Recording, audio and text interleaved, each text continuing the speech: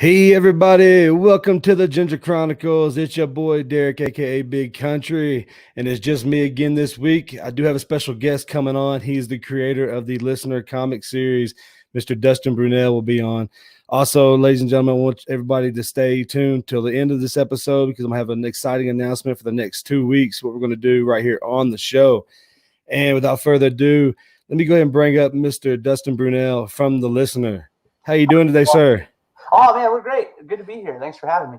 Now, this is actually a take two for us because we started the show a little bit ago for about a few minutes. I just happened to look up and realize I didn't hit the live button. So Hey man, that happens, right? we've been chatting for the past 30 minutes, man. So we were getting lost in conversation anyway. It's all good, man. It's we all appreciate being around good folks. So like I said, I can hang out.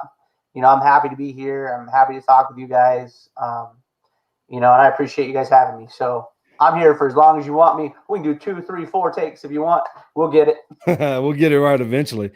Well, let me go ahead and put up a little artwork right here for your comic, The Listener. Oh yeah, for sure. Now, tell everybody a little bit about your background, how you got involved with comics. I'm sure you probably like to draw at a young age. So it all started with, we were relatively poor when I was a kid, and we ended up moving onto my grandfather's property in Virginia Beach, Chesapeake, Virginia, and we had like a farmhouse that they had renovated and turned into an actual home, and so we didn't have a lot. So like I'd work on the farm, go to school, and from an early age, right? And my grandfather would give me like $5 a week, and we had like a local mom and pop grocery deal, not far away, a few miles away. And on Saturday morning, he would take me, and I could get a couple comics and a Slurpee or a donut, and that's how I got into comics, like reading them and enjoying them. And like I said, we lived out in the middle of nowhere, on a bunch of acreage. I have no friends or nothing, so it was me, the dog, and comic books. Sometimes that's all you need, though. Yeah, absolutely, man, absolutely. Neither of them talk back or get cranky with you or anything. Yeah, Right. So I grew up like that, and I grew up. It was a very quiet time, a lot of reading, a lot of sitting in the woods reading books and novels and whatever.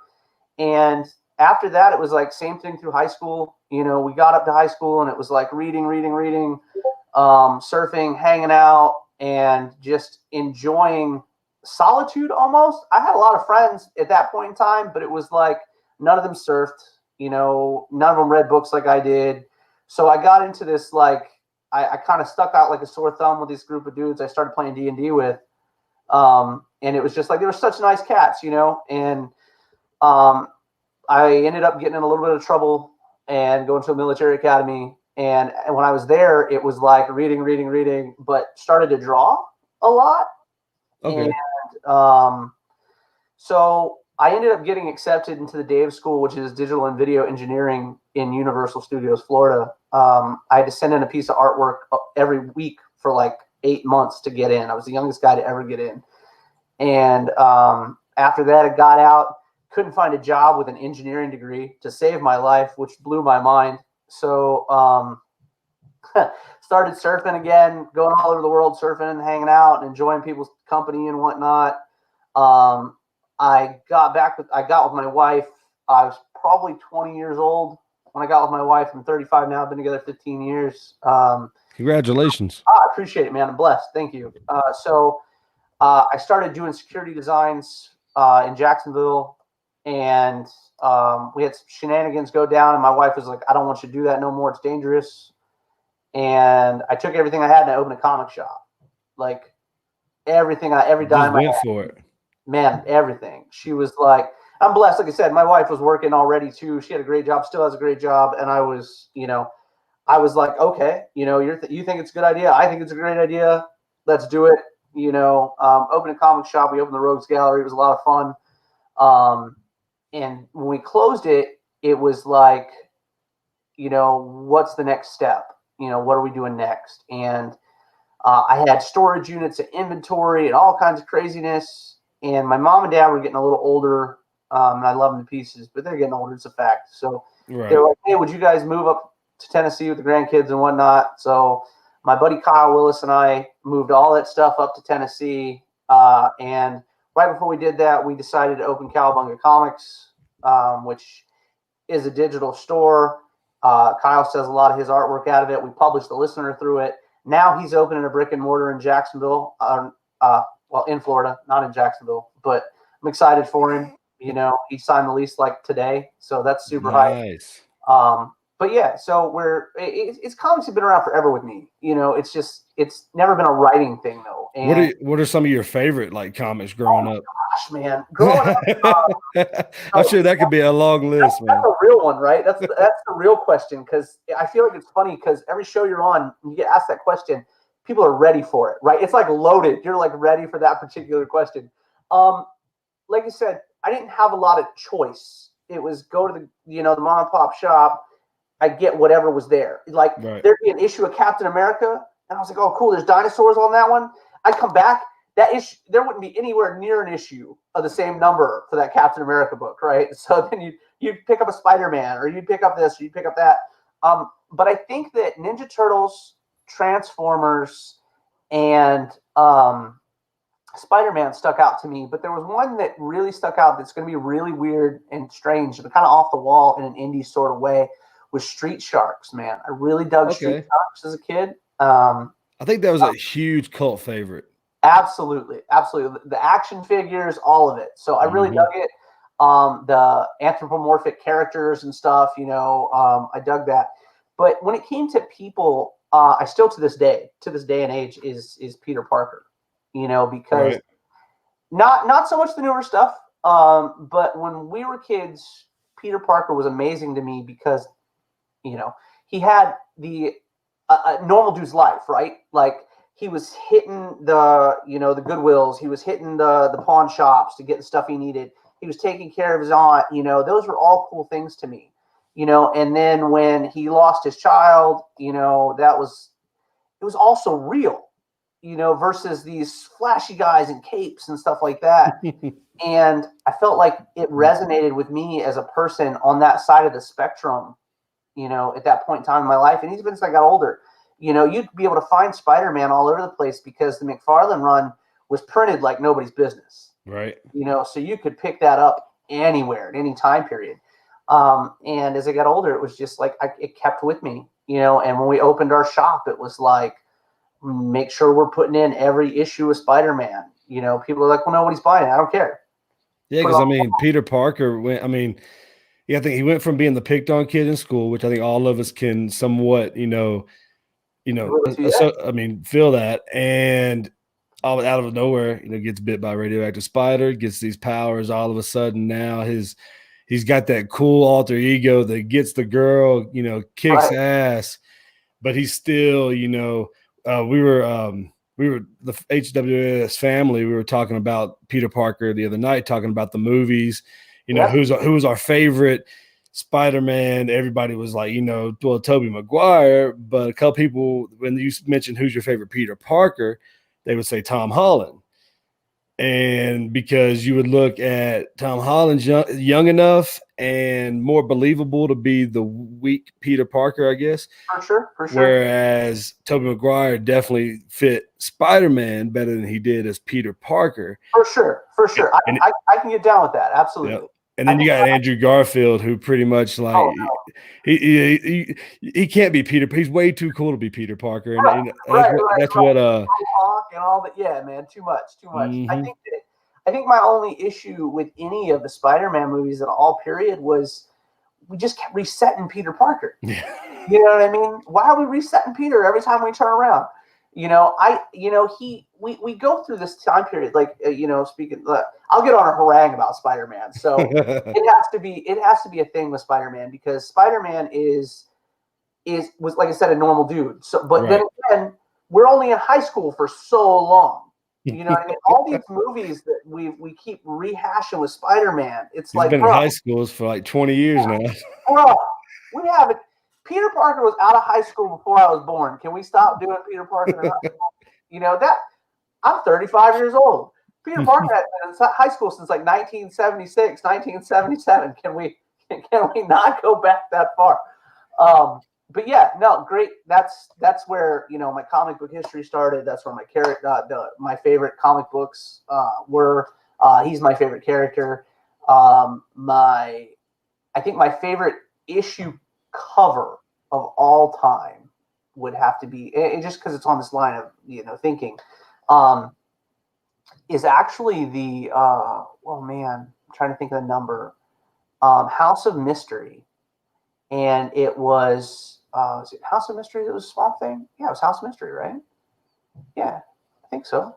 That sounds about right. Where he's behind the blonde chick. I have a copy of it upstairs, and I'm trying to think of what number it is. Let me see if I can find it real quick. Yeah, it's the first Swamp Thing. That's my favorite comic book cover.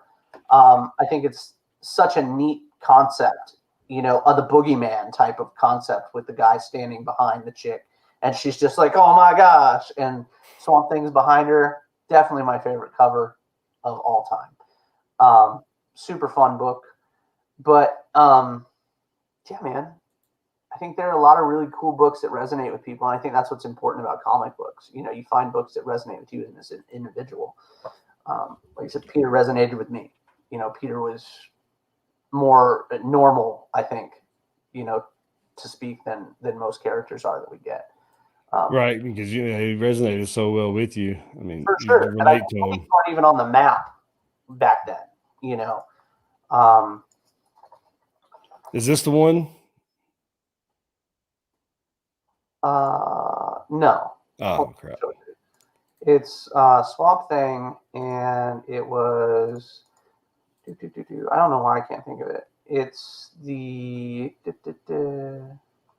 first appearance. I can't believe I can't remember that. Anyway, doesn't matter. I'll get it back to you when I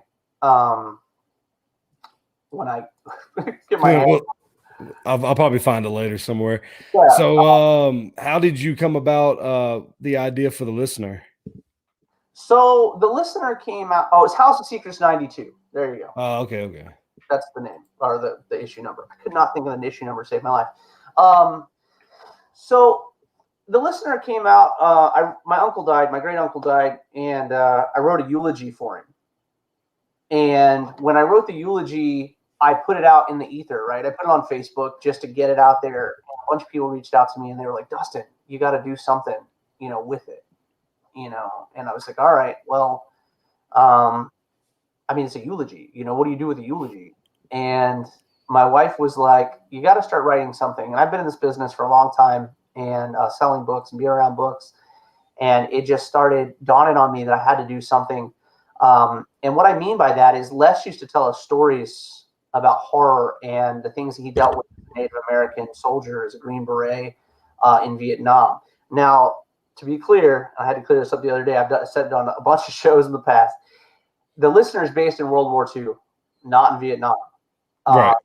So the character Addie is loosely based on my Uncle Les, very loosely based on my Uncle Les. But he dealt with a lot of things, and we wanted to make sure that people were getting the message and also learning, things that were going on in those time periods, the things that people went through, as well as getting across, scary, spiritual, cool stuff that you wouldn't normally see.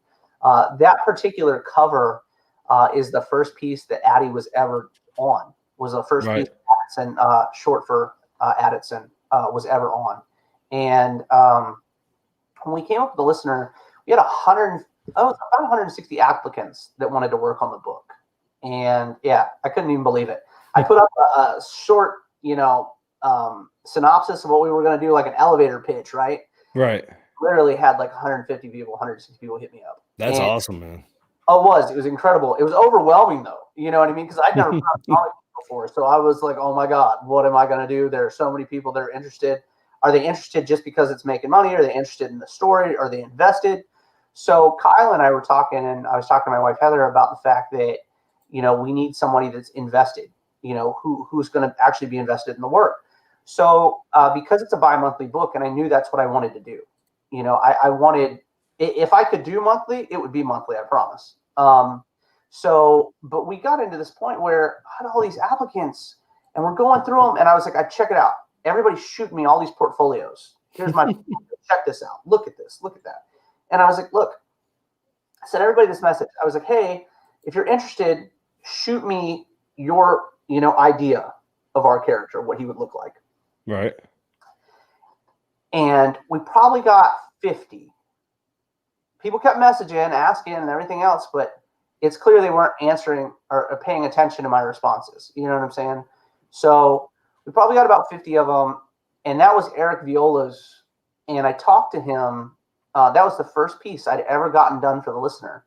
And we ended up making it a cover just because it was so epic to us we'd only talked for about an hour, back and forth some emails, and that's what he came up with. And I loved it because it had like the demon in the background and like a positive spirit in the foreground.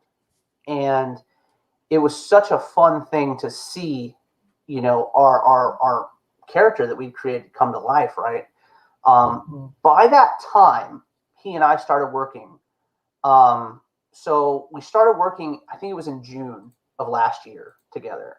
Okay. And we put out the first Kickstarter in October of last year. And the book was already done.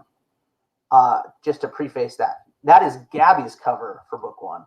Yeah, I like that cover. Man, so Gabriela Ramos does all our covers, our cover A's for every book.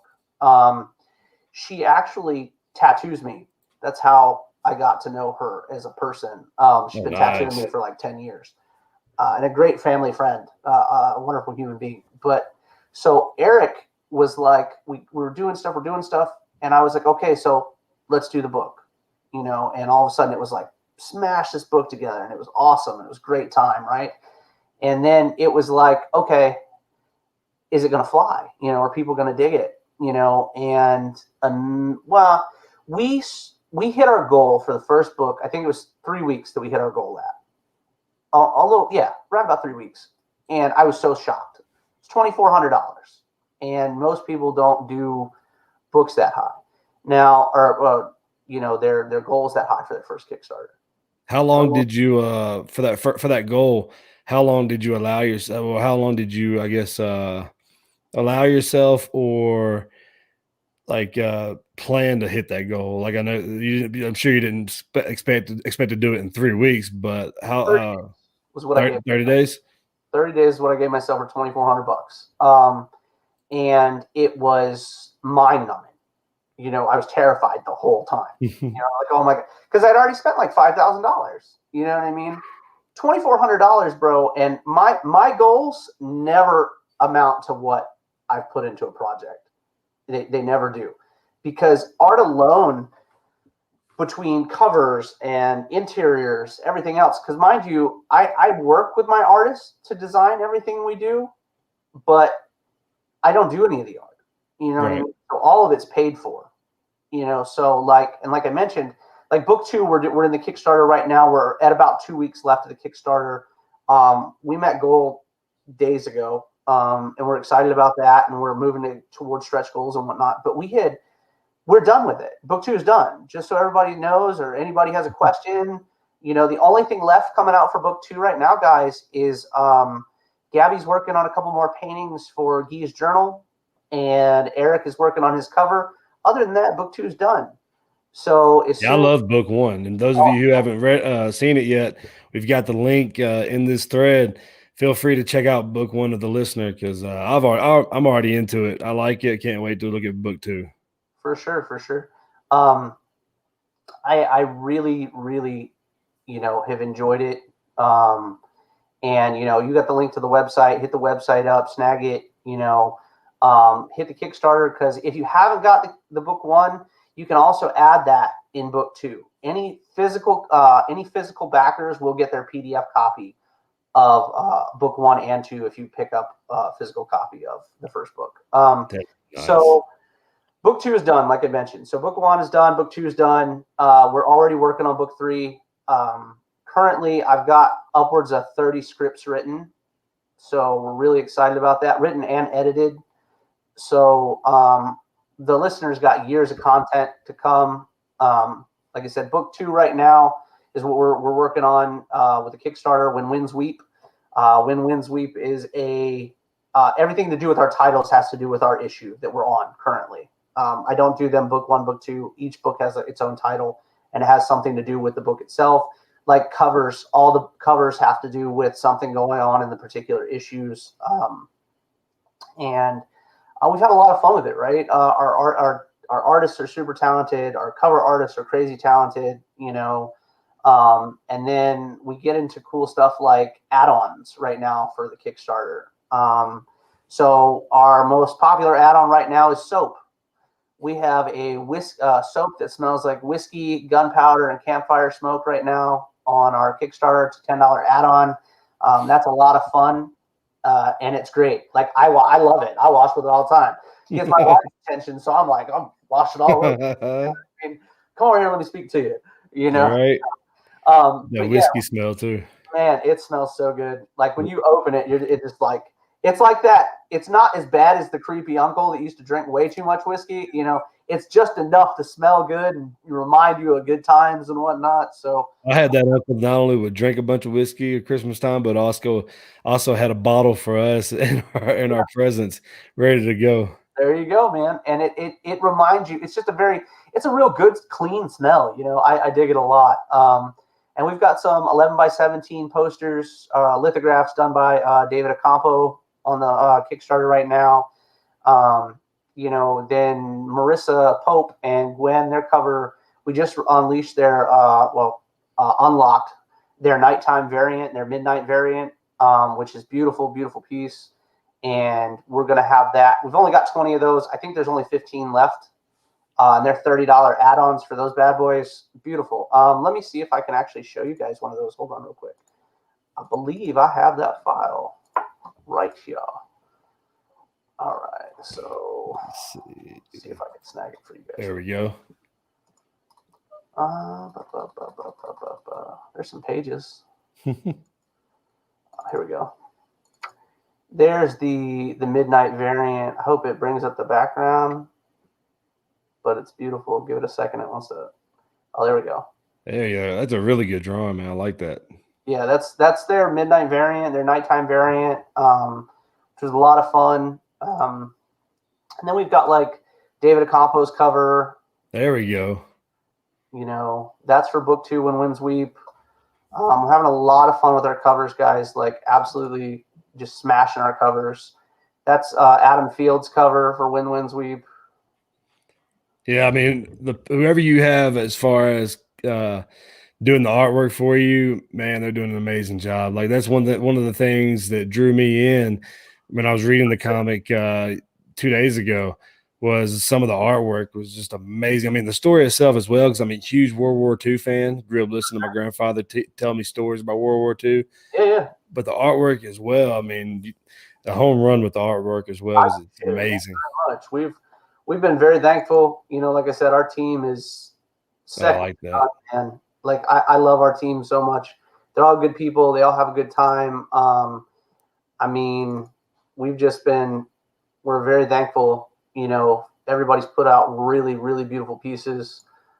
This is a store variant that my partner Kyle did. So that'll be really cool when we put the trade dress on it and stuff. I don't have the trade dress right now, but that'll be dope. But yeah, this is all going to be for volume 2. Yep, all those covers are on book 2. They're all available on the Kickstarter right now, with the exception of the store exclusive that I just showed. You can get that at SCNC Comics, and that'll be after the Kickstarter is done. James will have those for sale. James Hull will have those. So it's really exciting. The arts, I appreciate it, man. Our art team's, like I said, second to none in my opinion. Now we've also got what we call the Road to Sin is our tabletop game, our tabletop RPG we're working on right now. You guys can get the add-on dice before we do the Kickstarter for the game right now. I think it's 10, is it 15? I think it's 15 for the dice for the add-on, but they look like carved bone. Okay. For the Kickstarter, they look like actual carved bone. And they're all different, right? So I opened like 5 different packs of this dice, and all of them look different. Like they'd all been cut different and stuff. Like, they're all the same shapes and whatnot, but the colors are different. Like they've been cut from different bone and whatnot. And then we've also got Guy's Journal, which is our biggest add-on. Like not the biggest priced add-on, but our one we're most excited about, and that is a. Are you familiar with the Spawn Bible? The Spawn Bible? Hmm? Yep. Okay. So it looks like a leather-bound book. It's 60 Right. pages will be in Guy's journal, and it'll Okay. have the Odysseia rune tattoo on the cover. It won't have anything else on the cover but the rune tattoo. And when you open it, it's actually 30 short stories that I wrote, plus painting that Gabby did for 30 different characters. So I'm really excited about that. So it's literally full screen page art, full page of story, flip it, full page art, full page story. It's really exciting to be able to, put that out there. When does that come out, or is it already out there, or Kickstarter right now? it is part of the Kickstarter? All right. Guy's journal to Kickstarter is a $50 add-on, but like I said, it's 60 pages, so really excited about that versus the normal 24 for a comic book. So it's like a giant size, and I'm only putting out 30 of them. Okay. We have 20 of those left. It'll come out as a second print eventually, I'm sure, just because people are blowing me up about it already. But we're closing in, like I said, on 2 weeks for When Winds Weep. We were already smashed our goal. So if anybody's like, those guys that like to wait till to make sure it gets funded, Right. funded, the book's already done. We're working on book 3 right now. So I've done all the pages, all the layouts for all the pages for book 3 already. Eric's got those. He'll start doing those, as soon as this Kickstarter is done, I'm sure. But so one cool thing that we've got on there that we're doing is we're giving back. We're doing a donation to a sanctuary for wolves in the United States. Okay, nice. Yeah, because so when they used to drop Les, they would take Les and a couple other Native American dudes, and they would drop them in the shittiest places they could drop them, and then have them clean it out. Okay. They would go in there and kill everybody, and then they would bring in brass behind them. You know what I'm saying? Then they'd bring in the dudes to set up camps and stuff. Once these 3 dudes went in and killed everybody, is basically how it would go. And Les used to talk about hounds. They had hounds with them, and he could never tell you what breed they were because the United States military used to breed mutts, and they breed mutts to kill people. Right. The meanest, nastiest dogs that they could come up with. And Les had bonds with these animals. He would rather be with them than be with the other people. You know what I mean? And so one important thing to us was adding wolves or hounds or dogs or however you want to call them. We created our own breed because we had no idea what was with them, so we created our own breed of dogs, and we called them the Winds, Neil and Nietzsche. And they're inseparable. Like, you can't get them away from the Addison, you know what I mean? So, right. but they would drop these dudes down with these couple dogs and be like, clean the area out, they had that movie, The Wind Talkers, and it really was by no means that extravagant or amazing. They didn't treat them like they were people, they were easily replaced. Right. And that's something that we talk about a lot. Him going all the way up to and getting to the point where he was a Green Beret and whatnot, and being one of the first Native American Green Berets, and what he went through society, and getting to where he got to. And once we get past all that, we start getting into the really heavy spirituality of what we've done with the book. At the very end of the book, we show you a little bit. The first issue, we show you a little bit of the spirituality of it. The listener himself isn't a superhero, so I didn't want capes. I didn't want, the guy that's smashing people with cars. It's been done. The trope has been done so many times, and I get that it's a tried and true method. I understand that, but once we've seen it enough times, it's just something I wanted to steer so far clear of. Yeah, be different, man. People respond to different. For sure. So the Addison, or the listener, he's the third listener in our show. So his grandfather was the first, his father was the second. They're all different. All right. They all act differently. They're different people. So they can see, feel, talk to, interact with the dead, demons, any kind of being that's otherworldly in our plane. and we have two different realms. We have the living and the dead. I actually showed you guys Adam Field's cover a minute ago of the living and the dead for the second book, When Winds Weep. But it's fun to go into like the different theologies, right? Or religions, Right.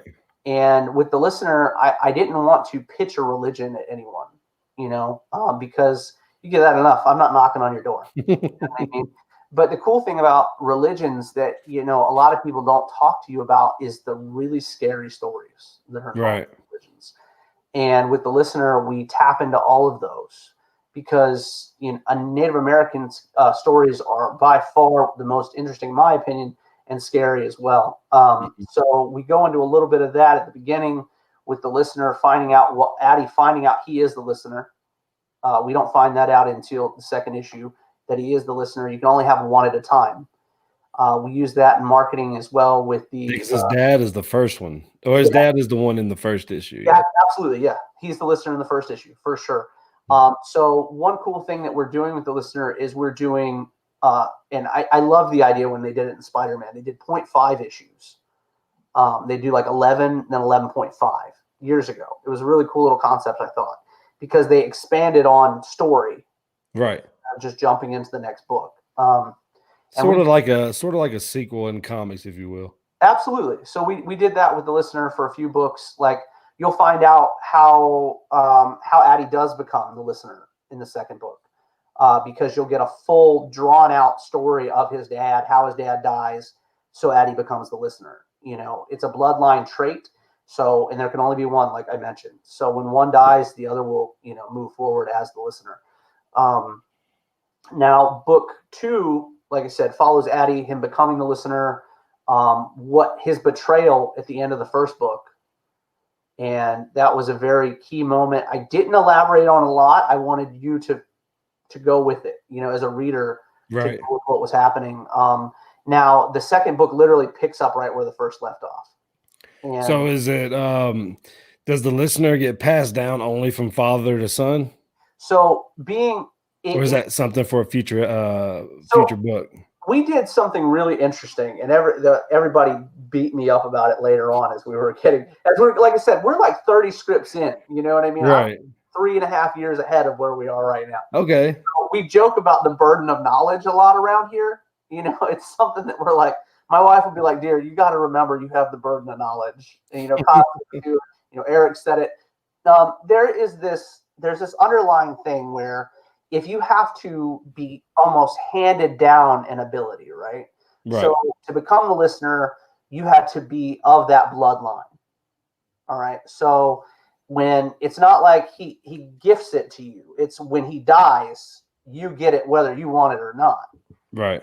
Like if Addie were to have a daughter, it would be the firstborn would be the one that received the ability of the listener.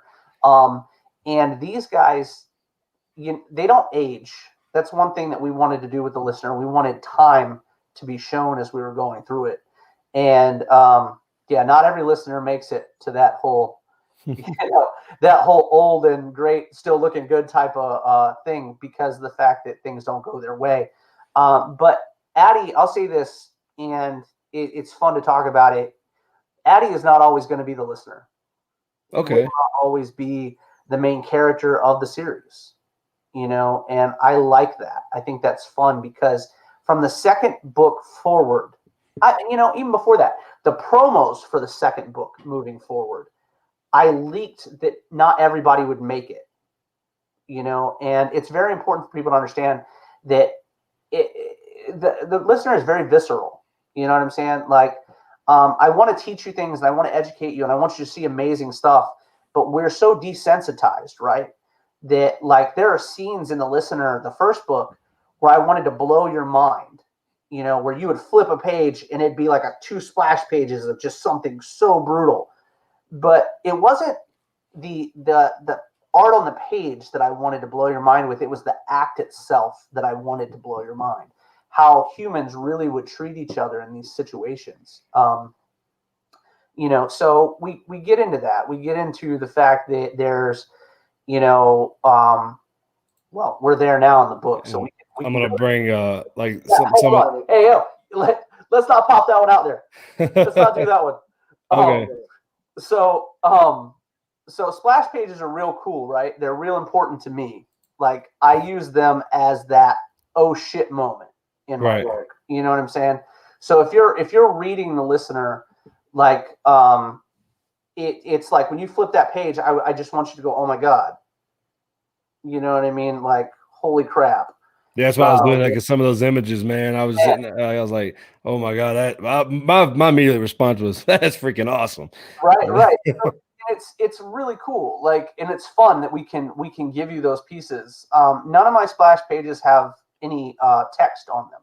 You'll never see text pages on any of the splash pages we do, because I feel like it takes away from that effect when you pull the page open and you're just like, oh my God.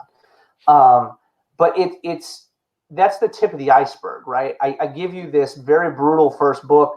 The second book, I bring you an entirely different type of brutal book, and my goal is to smash my last book every time. Not in numbers, but in how I feel about it and how the readers feel about it. Holy cow, the last page of the first book, no one sees it unless they buy the book. You know what I'm saying? So that last page in particular was not even in the print until a week before it went to print. Oh, wow. Like, it wasn't even in there. And we were all talking, and everybody was like, are you sure? Do you want to put that in there? Is it going to work? And I was like, it's going to be beautiful. It's going to be amazing. And Eric did it, and I'll never forget when I saw it. I was absolutely in love with it, and we put it in there, and that page gets people, those are conversation starters with me every time we talk about the book, that particular page. So the second book, I wanted to smash that page. It was like, we need a last page in book 2 that absolutely destroys the last page in book 1. So like there's a character in book 2 that everybody's going to be like, where's he at? What's he doing? And you don't even see him till the very end of the book, which is exciting to me because curiosity, what's pulling you to be interested in the story that we're reading. I'm not going to give you guys anything that I wouldn't want to read, that I wouldn't find interesting, So like I said, I just finished panel layouts for book 3 just the other day. I was editing them tonight, but they're done. But and book 3's last page smashes book 2's last page, and it's just moving on like that. I really enjoy that. It's like just keep getting better and better. Absolutely, because like I said, I've had these books written for months, so it's like they've been edited since December. I've added like 5 new books since like December, but they're all done. They're all edited. So it's like when I go back and I start doing panels for it, it's like, holy cow. It's like fresh eyes. You know what I'm saying? So you're literally going back in there, tidying things up, cleaning dialogue up, and, we've got this, our letterer ES is awesome as well. He's going in and he's adding different types of, sound effects and stuff that I wouldn't even thought of. Right. And they make the pages pop and stuff. And we're moving at a pace in the listener so that you're never bored. You know what I mean? I never want you to I love reading, right? I've mentioned that before. I love reading. But if you get into a page and there's a wall of text, you're instantly like TLDR, too long didn't read it. You know what I mean? Art's pretty, too long didn't read that word bubble, and we strive to make sure that you can understand what's happening, without having to be verbal at the same time. Being verbal is great for the story overall, but the pages, they speak for themselves. Like there's a scene in the first book where Addie walks toward a bonfire and the PTSD kicks in, because he's in front of fire and stuff. And it just, for those of you that don't know about PTSD, it's a very real thing. And it's like, a lot of war vets go through it. For sure. So the best way to describe it would be like, how you listen to music, right? Music can take you right back to a place you were when you heard it, or, the most prominent time you've heard it. But PTSD takes you there, all the way there. Like you're all the way in, it's like you just popped on a VR headset and you're there, sound, smell, sights, all of it. And it's very important to us. We use PTSD to relate story in the listener, which is very important because, like I said, it's to educate as well. because a lot of people don't understand what that is, what it does to people, how they deal with it. And it was a fun way for me to start adding demons into the listener, and without showing them, so Right, especially with all the stuff Addie's been through. for sure, absolutely. And he's all until the second book, all he's been through is crazy stuff with people. Right. An alcoholic father that he thought was hearing voices and was seeing things all the time. And now he's going to experience it. Absolutely. And now he's experiencing it in a way that he was so unprepared for. You're in the middle of Japanese insurgents coming into China, which is another important thing to bring up. A lot of people didn't realize that we were helping the Chinese fight the Japanese during World War II. Right. So that's just another interesting little piece of history that we're throwing in there. We also introduced Li in the first book. Li is a young Chinese girl who's going to be one of our main characters throughout the series. And her sister is introduced in the second book, Li and Lan. They both have covers. I just showed you one. I just showed you both. Lan and Li's covers for the listener when Winds Weep. So we're excited that the character's taking off. People are enjoying the character, even though she didn't get much time. She was a very relatable character. Like, she went through a near-death experience. It was very relatable to people. Like, how would you react? You're just like, oh my gosh. I don't even. I had fun with that particular couple panels. We were really trying to get a vibe from Freddie in those panels when Freddie was walking down the alley and his arms were like raking the sides of the alley when he was walking. Yes. We were trying to give that to folks in a way that it was relatable to people of our age that would get the reference or see the reference. That's one of my favorite scenes from Nightmare on Elm Street growing up, was him walking down the alley, that, and also against the chalkboard as well.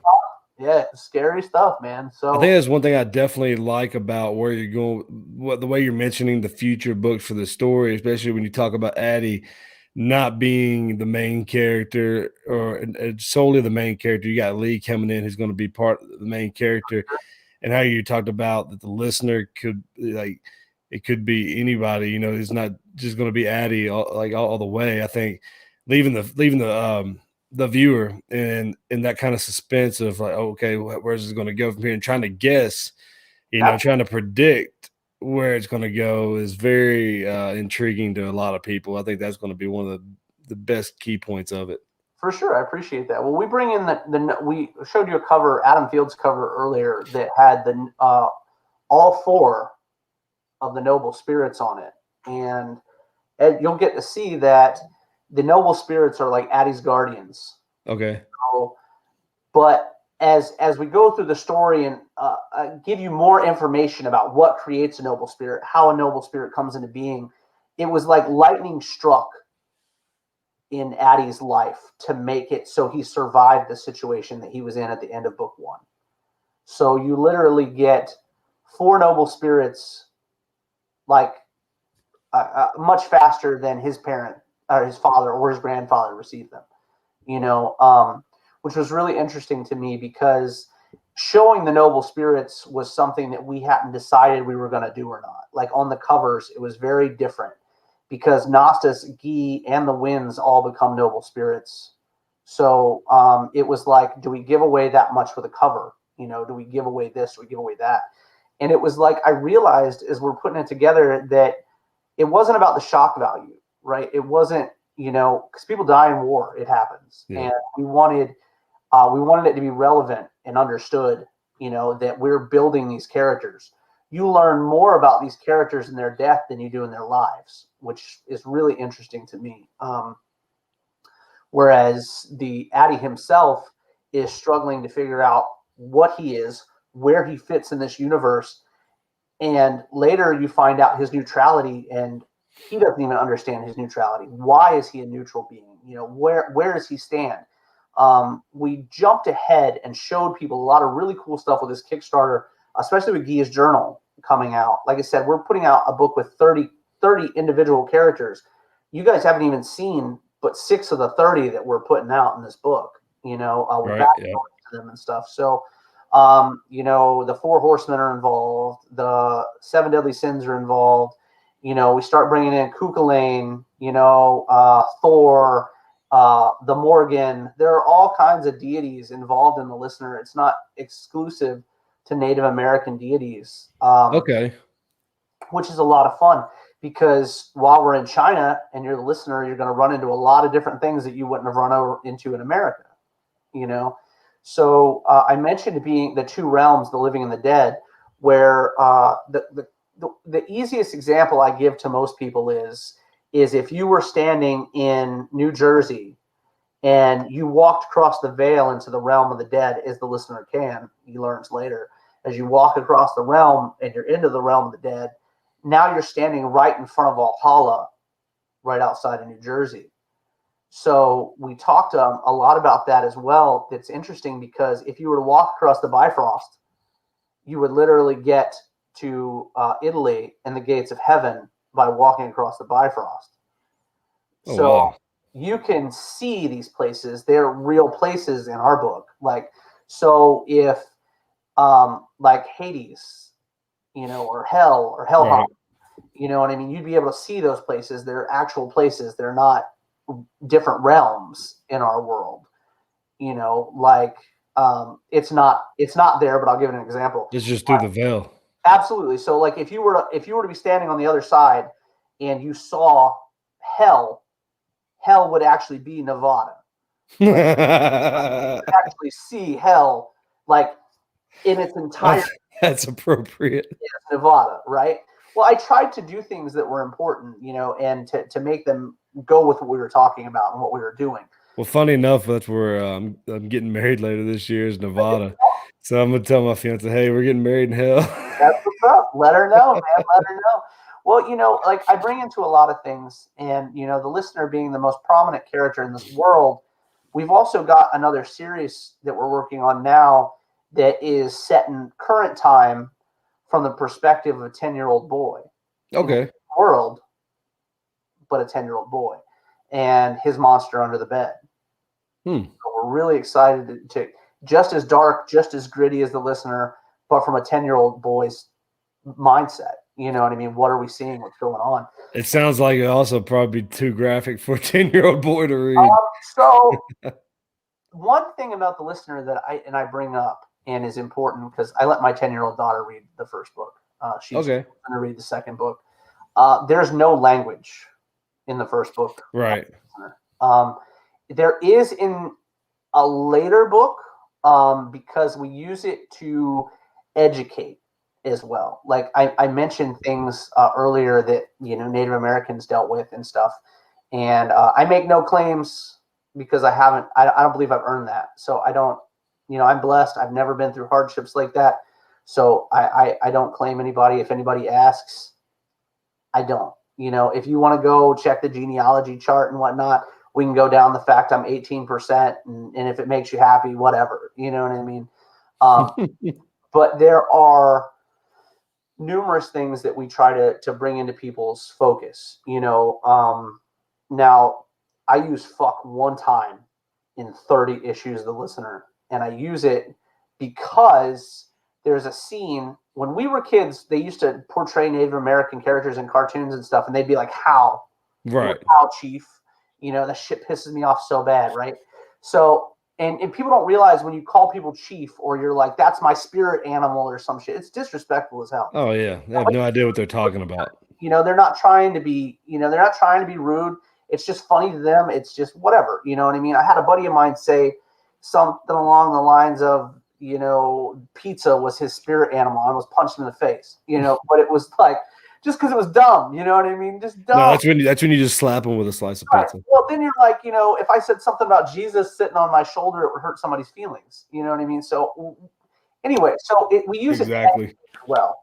So Gnostis literally, like, there's this row of demons coming at him, and he has the abilities of ice. And Gnostis is a noble spirit. He's also one of the main characters in our series, and he freezes this group of demons that are running toward him. And he raises his hand and smashes it down on his fist, and they all break to tiny pieces. And he's like, "How, motherfucker!" Nice. And Sounds like Sub-Zero. right. Well, being in World War II, it was like we didn't talk the same way. Dialect Right. were not the same, but certain words still existed and certain speech patterns existed. So we try to keep true to how people would talk in a certain area or a time period or another.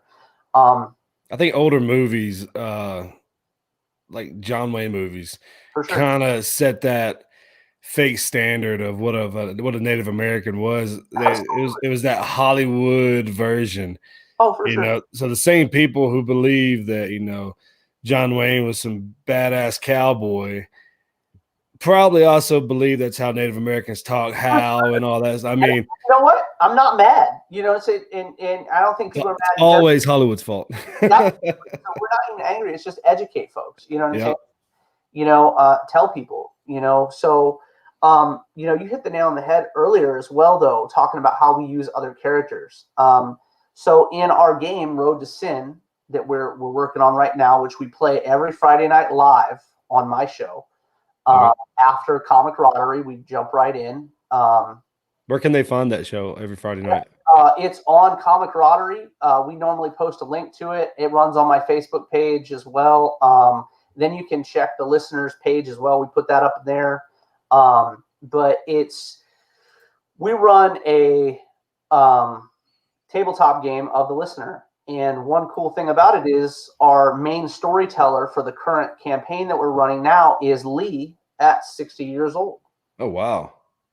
So we also, so there's a trope I wanted to get out of, and I wanted to make sure that didn't happen in the Road to Sin, the game, was if you play a game where you can be Superman, everybody wants to be Superman, right? Everybody Not wants. me.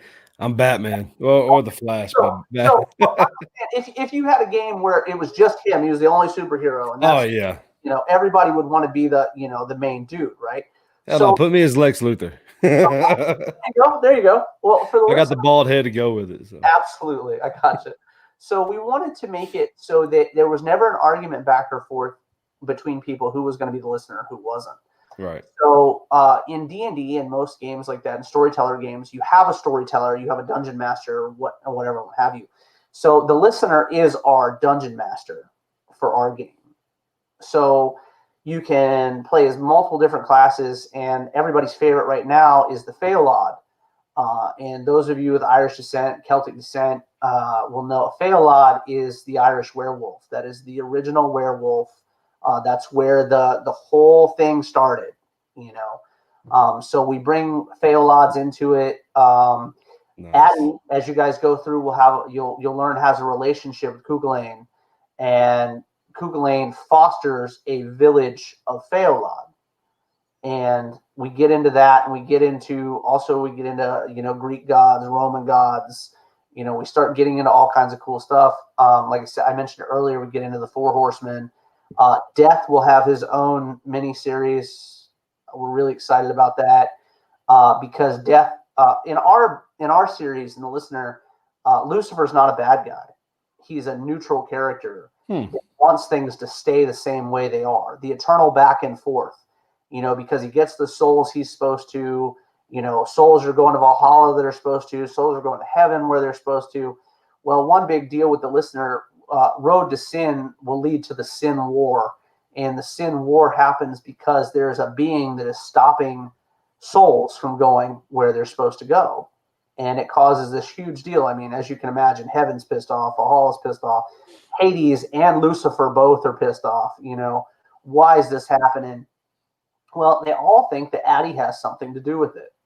Being a neutral demigod later on, you learn with Addie that he's supposed to be neutral and only deal with Native American spirits and Native American issues and stuff, whereas he gets dragged into this much larger thing because of a being called Adesaya. Adesaya is one of the first Native American creatures that we bring into the story.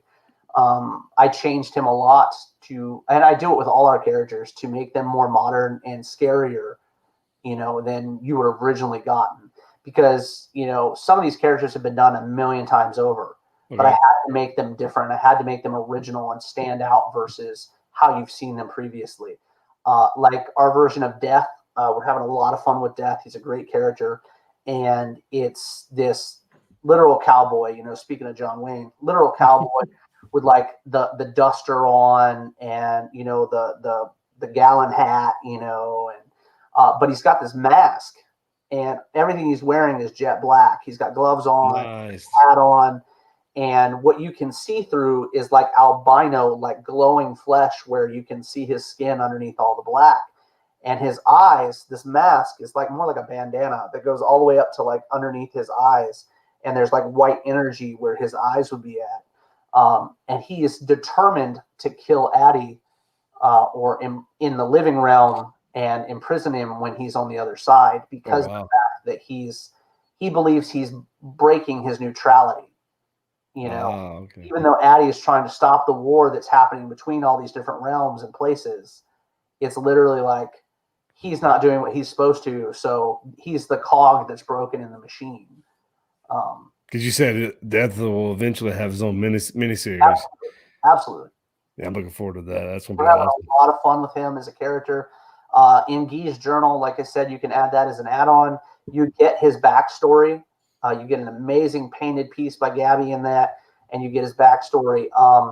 And he's one of the few characters, like the other horsemen they have their own agendas because Lucifer has power over them.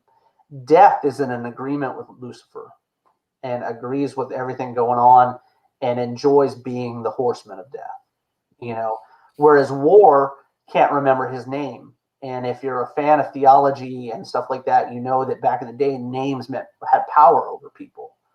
So Lucifer knows his name. War doesn't know his name. So we're really excited to get into that and show people about this character and flesh out their backstories. Because the Addie being the main character is one thing. The listener is a realm, like it's a whole world. So, like I mentioned, we've got a second book, we've got a game.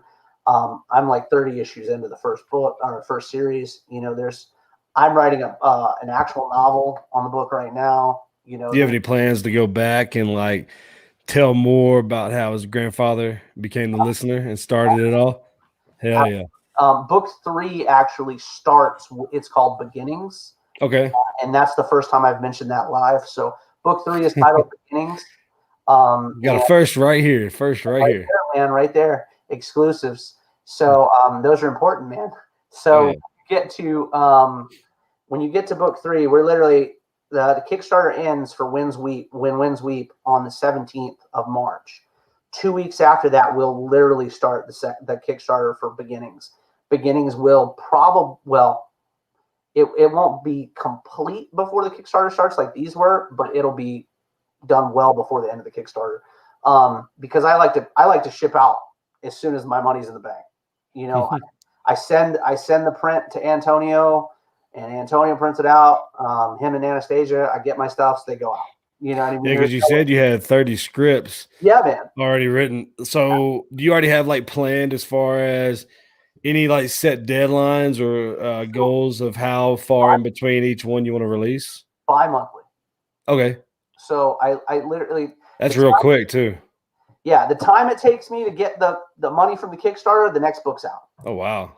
You know what I mean? And because we invested ahead of time, so when it comes to the Kickstarters, they pay for a portion of the next book. Right. You know what I'm saying? And then like we have a web store and stuff, like I mentioned a minute ago, listenercomics.com.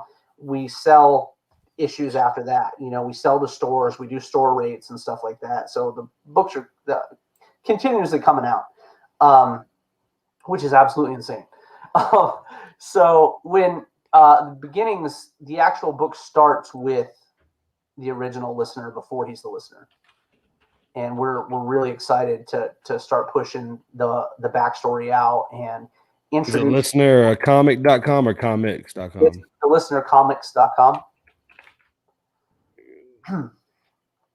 But yeah, so we're pushing that out. We're having a lot of fun with it. Put that up there for everybody. Yeah, man. It's the. Let me change it. Yes, sir. Absolutely. So yeah, it's the listenercomics.com, and feel free to check out the Facebook page, guys, because I update that like daily, like with shenanigans and giveaways and all kinds of crazy stuff. I put promo art up there all the time. Like guys are sketching and stuff, or girls are sketching. They send us stuff. I put it up there so you guys can see it and how the book's coming along. So you said at first, like when you were looking for artists and just pretty much involvement with the comic, you had over 160 responses. Absolutely. Since volume one's dropped, how many now are you getting? So like now, I don't do an all call anymore. Okay. So what I do now is I have a team. And like I said, working in the comic industry for as long as I've met lots of really cool people. So what I do is I reach out to the folks I know, and or their apprentices or their friends or stuff like that, and people that vibe with me as a person. And like Manny Soto, I actually met him through Pops Van Zant on the Madness, and he's doing line work for the secondary series, Wow. and it's just I don't. It came to a point where it was like, am I gonna have to do that again? Are we gonna do a call for artists or stuff? And all of a sudden, it was like, no, it doesn't even like right now. Our team, it fluctuates a little bit because of people's schedules and whatnot. But dude, it's like I'm so thankful because anybody I ask, I tend to send a script out first. Now Right. I have the luxury that I don't think that you have when you don't have a book to start. Like I can go, hey, look, I'd like this individual to do a cover, or I'd like this individual to work on the interiors. So I'm free to go, hey, look, I'm not going to screw you guys. We're publishing this book. It's killer. It's going really well. Would you like to work on it? And most people are like, yeah, let's get down, and like I said, I'm very thankful for the people I've met in this industry that, have seen me and know me as a person that can go, yeah, man, I'd love to work on your book. It's great. That's awesome. I've met some really cool people like Gwen does colors for us, and Gwen's covers are covers for us, and they're beautiful. She's done 3 for us now. She's jonesing to do more in the future. I'm excited about that. David Acampo has done some beautiful covers and posters for us. Eric loves to do covers as well, so he doesn't have to just do interiors. And like I said, it becomes this well-oiled machine, right? Like you Right. know who you want. Now And now you got people who are definitely just as passionate about it as you are, which is a sure, very huge plus because that means they're going to be putting their all, absolutely. regardless of how much they're getting paid. The fact that they love what they're doing and working on that project, you're going to get the best out of them. Oh, absolutely, man. We have a lot of fun with everybody on our team. Like David and Gabby have already put out their covers for book 3, which is absolutely phenomenal. Beginnings is going to be a lot of fun. We're taking you back, so you're meeting the first listener. Because you actually saw a memory of him being cremated in the first book, and Right. so seeing him alive in the third book is a lot of fun. You'll get to see the very first noble spirit in the third book, which is great as well. You'll actually see Odysseus the demon in book 2, which it'll be his first appearance. Will be in book 2. You'll get to see a lot of his backstory in in book 3. See, that works for me, man, because I love origin stories. I love prequels. I'm a huge history buff. So when I have an opportunity to learn history about something that, like, especially a movie or a comic that I've already watched or seen or read, I mean, that's cherry on top for me. Absolutely. Well, it's a lot of fun, right? Because you get to go Mhm. like, man, that's so cool. That's why he acts like that. That's why Right. he treats things the way he does. And I am overly excited for people to get their hands on book 2, myself included, because we go above and beyond with our print quality and everything. With Artist Express, they're amazing. Like I said, Antonio and Anastasia are great people. And Inked as well. Kevin is my manager at Inked, and he's introduced me a lot of really cool folks, and we're bringing people onto our show, Comic Camaraderie, and Pops Van Zant, and those guys over at the Madness. we've met a lot of cool people through them, and it's building, right? And I did a post about it earlier today, actually. I went from like a team of one, to a team of like 15 people. Oh, wow. Since we've started this. And it's everybody. In 8 months too. So it's 15 people that are getting paid by this project. Nice. And it's a very impactful thing to see, our covers being shown or people talking about our art and our characters. And, just an amazing feeling. And then when you look at the responses to things like soap, right? I joke about the soap all the time. The soap's mad fun, being an add-on, smelling so good and whatnot. But it's amazing. The whiskey and gunpowder scent. Man, right. And it's amazing when folks go, Dustin, I need the soap. And you're like, what? Like, add that, throw 15 or throw 10 on there and add that soap to my order, and you're like, then they're like, are we going to be able to get the soap later? And you're like, yeah, of course. It's super dope. It's just a lot of fun because the listener itself is this like really die-hard, just brutal book. And as we get into it, there's lighthearted parts to it, and there's more to the story, and there's things that you have to look at sometimes. Like the first big arc when we get back from China, we actually get back from China in book 6. Okay. So we're back in the U.S. in book 6, and you guys are going to learn some really cool stuff. But then we get thrown into the Chupacabra arc, and I'm really excited about that. Everybody's like, "Oh, Chupacabra's not scary. That's the goat sucker, right?" And I'm like, "Yeah." Let me tell you about Chupacabra. A lot of things that we do to things, like I mentioned, they stick true to the histories of it, but it's actually, I make it a much gnarlier, scarier take on these things. Like my Chupacabra is like a Mayan velociraptor. Like gold chains and bracelets and feathers and the whole nine. Taking children out of their beds and stuff and eating them out in the woods. Oh, wow. And one of the coolest compliments makes me think of that other story you were talking about with the 10-year-old with the monster under the bed. Absolutely. They are a heck of a duo, the two of them. When is any idea when that's going to come out? Or so right now my time was 6 months for that book from when I started this Kickstarter. Right. So it'll probably be about 5 months from now that we start getting into that one. There's a lot going on behind the scenes with like that book in particular. So you're taking David Acampo, who is an incredibly talented artist, and then you're mixing him with Manny Soto, who's also an incredible talented artist, and then you're adding Phil. Oh my gosh, Phil's insanity on top of that into my story. And our first meeting is this Saturday coming up on that book to start laying the groundwork about how we're going to do it and the time frame and stuff like that. But that book plays out like a buddy cop drama is what it plays out like from a 10-year-old's perspective with his monster under the bed. And it's literally like I mentioned, it's just as gnarly and scary and dark and gruesome as Addie's story is. Nice. But it's a 10-year-old kid trying to respond to all that, with this monster under the bed trying to keep him alive through situations that they're going through. And the monster's got his own secrets and his own stuff going on because he's got his own character development. You know what I mean? So we're really excited about all that stuff. I mean, sounds like a darker version of the old Fred Savage movie from back in the late 80s. Can't remember the name of it right now, but I remember the movie. Yeah, it's Little Monsters. Little Monsters, yeah. Yeah. He peed in the kid's apple juice bottle and whatnot.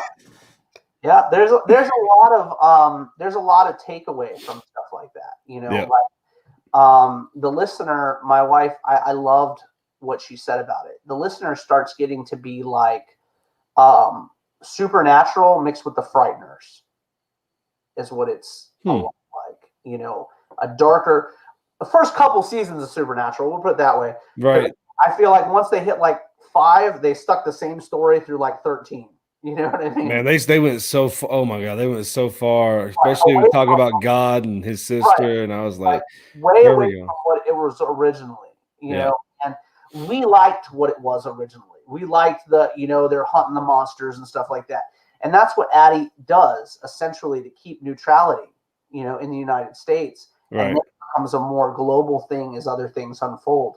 But, he's hunting werewolves. He's hunting, the chupacabra, Llorona, wendigos, all kinds of crazy stuff, which is a lot of fun.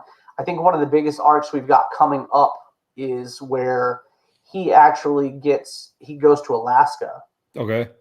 At the behest of an older spirit, an Inuit spirit. And he goes to Alaska to help the Inuit spirit retrieve his son from the belly of a demon. And the demon is actually this giant whale. So what we did was we took Ahab and mixed Ahab in there with Jonah and the whale.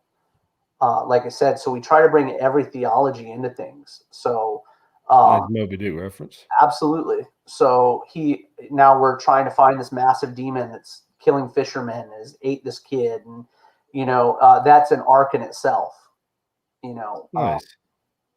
I can't wait to see more of it. Oh man, it's dope. I appreciate it. We're having a lot of fun. We're doing a lot of things. We're learning as we go, when it comes to the add-ons and stuff like that. But soap will be a definite all the time, just different soaps, different times. I might have to get on there and just do that on, just to get that soap. But one of the big deals with, like I said, and we give back. So every Kickstarter will have a donation set up for a charity that we'll be putting money toward. Nice. I'm excited to be able to do that. But I mean, that's the listener in a nutshell, man. It's all this scary shit, and you realize though that there's always somebody on your side. No matter how dark and nasty it gets, there's always somebody listening. And I love the excitement in your voice when you talk about it, man. It lets me know that, because I'm already hooked after the first one, and it lets me know that the rest of them coming out are not going to get stale. They're not going to be like, pushed out just to push stuff out. You're going to put out stuff that really moves you, motivates you, and the creative stuff. The second one, like I bawled my eyes out writing the second one. Like I'm a grown ass man. I'll tell you this. I bawled my eyes out. And then when I saw the pages and Eric had finished them, I bawled again. You know what I mean? Because it was awesome. It was so epic, because it was sad. The story is sad in the second book. So just as gory and smashed up as, book one is, book two is going to pull your heartstrings like nobody's business, and I got goosebumps writing it. And when it came out, it was like, holy crap, more goosebumps. And then to see it, especially when after the lettering had been done and after, everybody had tidied it up, and it was just like, holy crap, I couldn't even get through pages. Like I was tearing up like 2 or 3 pages in, 3 and 4 pages.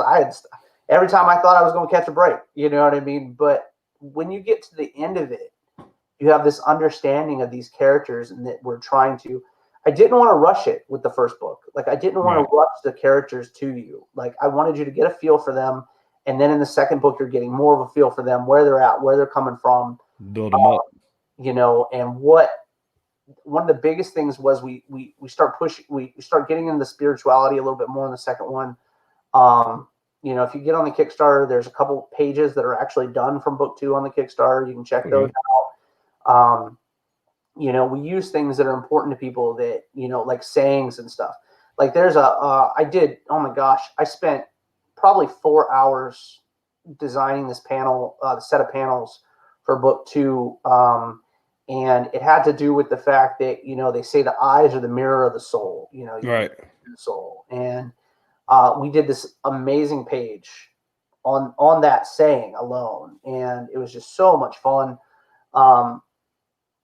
Dude, the listener don't sleep on it. That's all I'm saying. Don't sleep on the listener, man. Oh man, I'm excited, dude. I can't wait. I mean, especially knowing that the character is, like you said, the main character won't be the main character for the whole story. I mean, the possibilities are endless. Oh, it's really going to mess you up what happens to Addy eventually. Oh, no. And then one thing to remember about the listener is, and I tell everybody that interviews us, is there are a couple things that are not finite in the listener: time and death.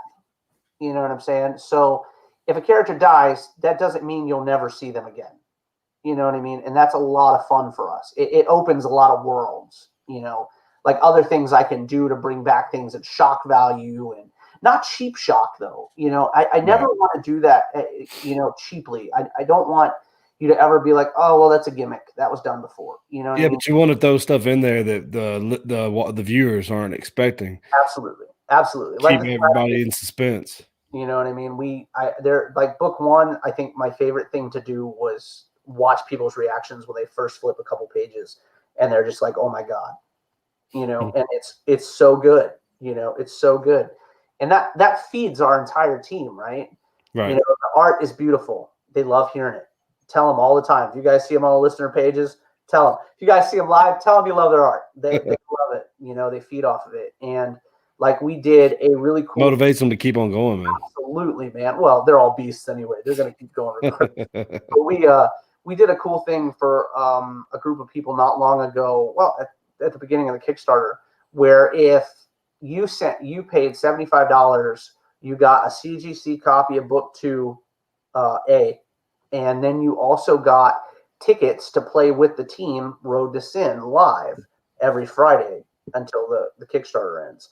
So stuff like that's all over the Facebook page. We do stuff like that all the time. But it's so fun to see fans' reactions because we don't have conventions hardly at all right now, right? So I know. Yeah, it's one thing I was wanting to ask you because I know with COVID, everything been shut down, but it looks like a lot of things are opening back up, sure. Especially in states like Texas, Florida, where you lived before you moved to Tennessee.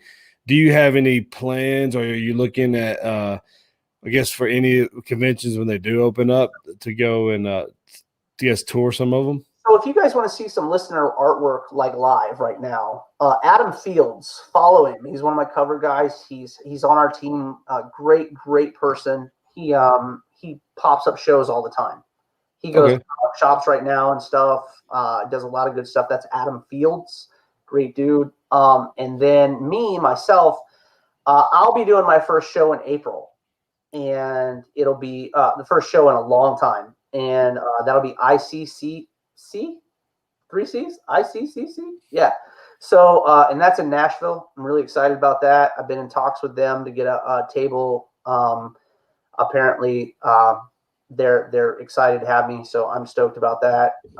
And then other than that, man, I'm trying to push as much as I can to get as many shows as I can get to. A lot of stuff shut down, Right.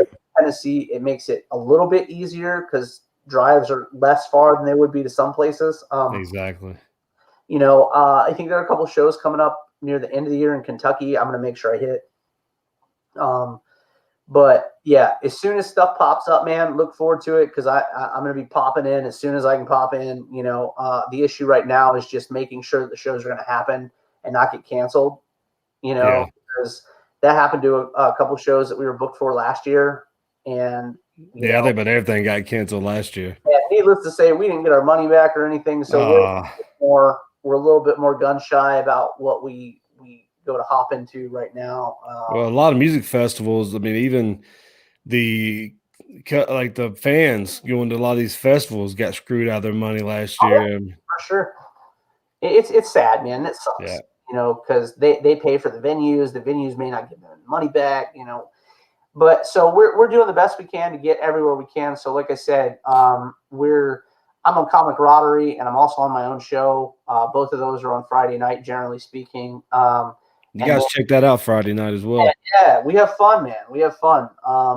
And like I said, Kevin and I do our show, Comic Camaraderie, and we have all kinds of fun guests on that one. And then after that, it's straight listener talk.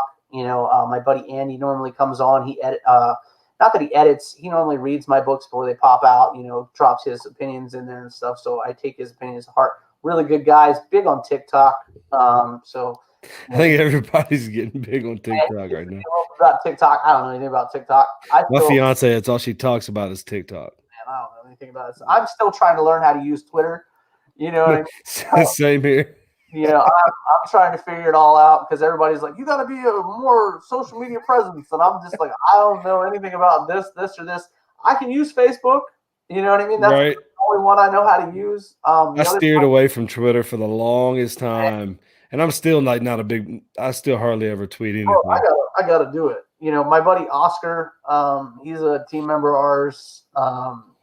He's doing baseball cards to the listener right now. Actually, really excited about those. Nice. So as soon as we hit 2,500, we'll add those as a goal, a stretch goal.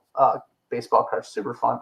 But yeah, so we're trying to get into scenes and get everything situated, and trying to make sure that everything's legit and on the up and up with shows we're going to. So, but like I said, Adam Fields is doing a bunch of shows right now. I know David Ocampos, he's actually got some cover ops on the Kickstarter right now for like 75 a piece. If anybody's interested in getting like a head sketch or something like that, you can add that, or you can get that solely on the Kickstarter. And then speaking of cool stuff like sketches, Eric has a $500 tier. It's the highest tier right now. It's an original piece of art, mixed media art that he'll do, for you guys, if you guys pick that up. We've also got the tribal gathering, which is one of every cover that's come out for the listener, book 1 and book 2. That's like $350, I think. Okay. Really excited to be able to bring back, because a lot of our covers I limited the runs for a lot of them. The Marissa Popes, the Mike DeBalfos, the Adam Field stuff, Kyle Willis's books, they're all like limited. Because I wanted them to be of value, to the people that I can picture it now, man. 5 to 10 years, they're gonna have a movie for the listener. Man, look, said like twice, and I get all giddy inside, right? Like I get like a little schoolgirl when I hear that kind of thing, and it's really exciting that people are feeling Just it. save me a ticket for the premiere, man. That's all I ask. For sure, I got you. Signed ticket. Go here. There we go. But so speaking of signing, if we hit $3,000 by the end of the Kickstarter, I'm going to fly to Florida, and I'm going to get the Odysseia rune tattooed on my chest live. So that'll be a lot of fun. Just so I can go down there and see Gabby and see Kyle and get some books signed by them and stuff. And but yeah, I'm gonna do that. Make sure you send me the link, man. I'll share it on my Facebook as well. For sure. It's gonna be a lot of fun. I didn't know people liked watching tattoos get done. I think that's fun. Yeah. So, people like watching anything as long as it's live. Bro, so yeah, so I'm gonna get the Odysseia tattoo right here, which is 3 arrows and that have tethers on them that have been broken. Right. Because the prison has been broken, and that's a really interesting thing as well. And that ties back to Sonny and a bunch of stuff like that, and the betrayal of Addie and all that stuff ties together. One cool thing about the Road to Sin, though, like we were mentioning earlier, is that with Lee being 60 years old and telling people what's going on in the world where the listener is missing. This is after the Sin War. So I'm really excited to see people's reactions to that. Like I said, we've been playing it live, and anything that happens, if you play the listener Road to Sin canonically, it ties into the story currently. Right. In the books. Not right this second, but when it drops, it'll be concurrent with what's happening in the actual comic books. Yeah. So like chronologically. Absolutely. So if a character is missing in the listener for a period in time, chances are they're going to be in another book or in the game. Okay. So we're having a lot of fun with that. Writing that's real kind of, you have to do it just right, or it can be all janky. So we're trying to, make sure we're dotting our I's, crossing our T's with all that, and figuring out our release schedules for certain things, because it's not like you have to play the game to enjoy the listener, Right. But it adds another level. Like it breaks that wall even further and immerses you into that realm, just like the soap, and we joke about it, but it's just like hearing, right? When you hear things, it takes you places. I'm telling you, when you smell it, you're going to be like, oh, you know what I mean? And we joke about, having Addie sit in your shower with you while you're sitting there watching, because it literally smells like you're right there. And I love it. It was such a That'd be kind of creepy though, as a listener. It was a little creepy, but at the same time, it's like such an epic experience. Like when I got it and I tried it, I was like, I try all this stuff before it goes to the Kickstarter anyway. So it's really like, that's so legit. You know what I mean? That's the coolest, add-on ever. T-shirts and stuff. We've got T-shirts that are cool and they're awesome. I love those. They've got the headdress logo, the burning headdress. They've also got the Adesanya tattoo on the right sleeve. Lots of really cool stuff with the Kickstarter. But the realm itself is what's exciting. It's so big. It's so just full of awesome. You know what I mean? Because there are so many scary stories from all over the world, bro, that we don't. Oh yeah. We're just, like I said, it's just ignorance. We're ignorant to these stories, from other religions and other groups of people and other, thought processes and stuff. The boogeyman is something different in India, Right. and to be able to tell people stories about these things that they've never even heard of or seen, that's exciting, and to be able to wrap my uncle's stories into those stories makes it even more terrifying, this, and I joke about the fact, but it's true. The scariest stuff about the listener is the stuff that was based on fact. Right. Like the fact that this dude was going to kill a young girl just so she didn't give their position away.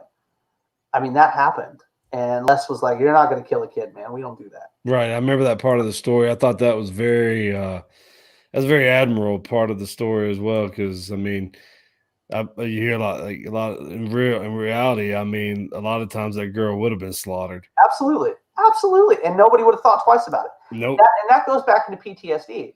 There may be the dude that felt bad about it and didn't want to do it, but did it anyway because he was told to do it. Right. You know what I mean? So then it comes around in his nightmares. He sees that girl every night of his life for the rest of his life, and those are things that people don't know, they don't see, and they don't understand. So I really wanted to bring people into these situations that made them uncomfortable. You know what I mean? The story is great and it's awesome, but holy crap, at the Makes same you time, think. you know what I mean? Yeah, and that's important. Pops Van Zandt said it, and he was one of the first people to read my book and the first issue of it, and he was just like, I had to read it twice before I could get back to you. And he was like, it was just so much. Like I said, the reviews have what fueled me. They give me the want and the drive, to push harder and push myself. And Yeah, keep them coming out, man. Because I like that. I'm already hooked after the first one. So I appreciate it. It's been so epic. People's responses have been so good that it was just like, okay, dude said you checked all the boxes, and I was like, well, we need more boxes because it's been one thing after another, between combat sequences to bringing demons to life, but keeping them to what the stories were. You know what I mean? Like, we talk about death and the Four Horsemen and stuff, but keeping them true to those stories. Right. They look different. They may be this and they may be that, but they're real there. The bottom line story and religious base that it came from is still there. I'll say this: I'm not scared to bring in anything. So there you go. we did almost a contest on the Madness podcast, and I told everybody that follows to come up with the thing that they thought was the scariest, and I would add that to the book. And for some reason, it was very different than anywhere else, but the Madness viewers thought bugs were the scariest. And I wrote an entire, oh my gosh, like a mini arc on a being that had to do with bugs and what it was doing to people in this small village and stuff. A lot of fun, really dark, really spooky stuff. I like to keep the listener, I like you guys curious about things, but I like to be very straightforward as well. I'm not trying to write a mystery, but at the same time, I do think there are situations where wonder, brings enticement to read. So we definitely make sure we've got a little bit here and there.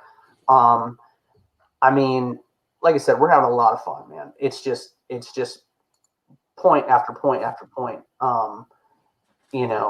So it's a good time, man. Well, man, I've had a great time having you on the show. I'd love to keep talking forever. Absolutely good, man. But eventually, all good things have to come to an end. Hopefully the listener won't come to an end anytime soon. You got 30 scripts. I mean, I can't wait to keep reading them. Before I let you go, though, go ahead and let everybody know where they can find you again. Oh, Absolutely. So funny enough, Country and I were talking earlier about the fact that everybody can add me on Facebook. I just, I filter my Facebook a little bit, but I'm always on it. The listener Facebook, my personal Facebook, it's easy enough to find me. I know a lot of folks. So if you're over at a show and you're looking for me, pretty easy to get a hold of me. I'm happy to talk to fans. I'm happy to talk to anybody involving art or projects or your future in art or your future in comic books. Just no trolls. Absolutely. Please don't troll me. I got my first one the other day, and it was ridiculous. He's got to ignore those. Oh, man, it was so ridiculous. It's mad funny, though, but another tale for another time. But my, you can hit the listenercomics.com. Also, like I said, you can go to the Kickstarter. The Listener Wins Weep is our second Kickstarter right now.